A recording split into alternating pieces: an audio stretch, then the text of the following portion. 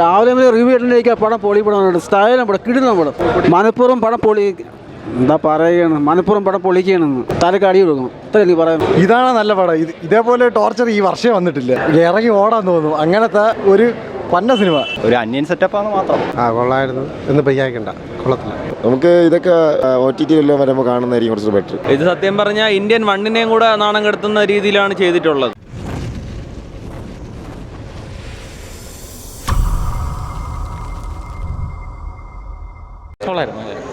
കൊള്ളാം, നല്ല അതിൻ്റെ VFX ഒക്കെ ചെയ്തിരിക്കുന്ന കൊള്ളായിരുന്നു. എനിക്ക് ഫസ്റ്റ് ടൈം എക്സ്പീരിയൻസ് കുഴപ്പമില്ല. വേർത്താണോ വെച്ചാൽ എനിക്ക് പേഴ്സണലി സെക്കൻഡ് ഹാഫ് കൂടുതൽ ഇഷ്ടപ്പെട്ട. ഫസ്റ്റ് ഹാഫ് ഒരു ഓവറായിട്ട് ഫൈറ്റും കാര്യങ്ങളും അങ്ങനെ ഇഷ്ടപ്പെട്ടതെന്ന് വെച്ച് കഴിഞ്ഞാൽ ആ പഴയ സിനിമ പോലെ തന്നെയുണ്ട്. ഒരു അന്യൻ സെറ്റപ്പാണ് മാത്രം. അന്യൻ തന്നെയാണെന്നൊന്നും പറയാൻ പറ്റത്തില്ല. ആ വർമ്മക്കലയുമായിട്ട് ബന്ധപ്പെട്ട് കുറേ കലകളെക്കുറിച്ച് പറയുന്നുണ്ട്. അതിനെക്കുറിച്ച് അറിയാവുന്നവർക്ക് കുറച്ചുകൂടെ ബെറ്റർ ആയിരിക്കും. പെർഫോമൻസ് കൊള്ളാം.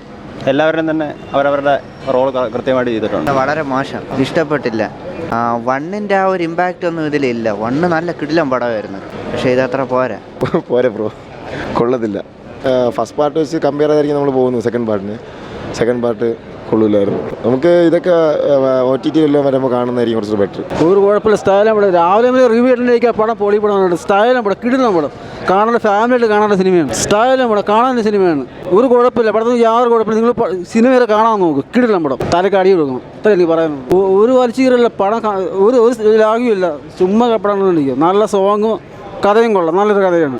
മനപ്പുറം പടം പൊളി എന്താ പറയുകയാണ് മനപ്പുറം പടം പൊളിക്കുകയാണെന്ന്.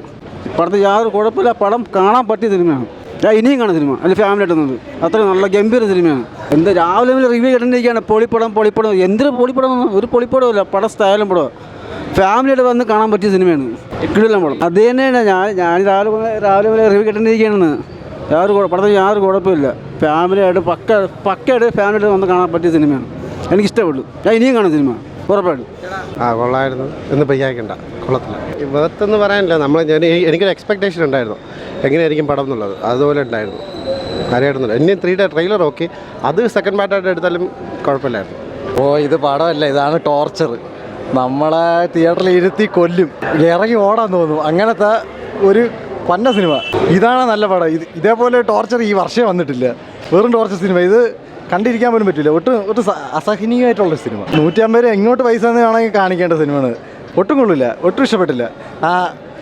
ഒന്നും കൊള്ളൂല.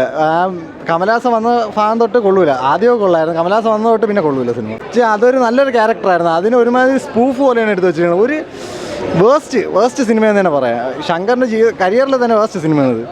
എന്തിനാണ് ഇങ്ങനെ സിനിമ ചെയ്തതെന്നില്ല എനിക്ക് അറിഞ്ഞൂടാ. വെറും വേസ്റ്റ് സിനിമ, ഒട്ടും ഇഷ്ടപ്പെട്ടില്ല. ഫിലിം എനിക്ക് പേഴ്സണലി ഇഷ്ടപ്പെട്ടില്ല ബ്രോ.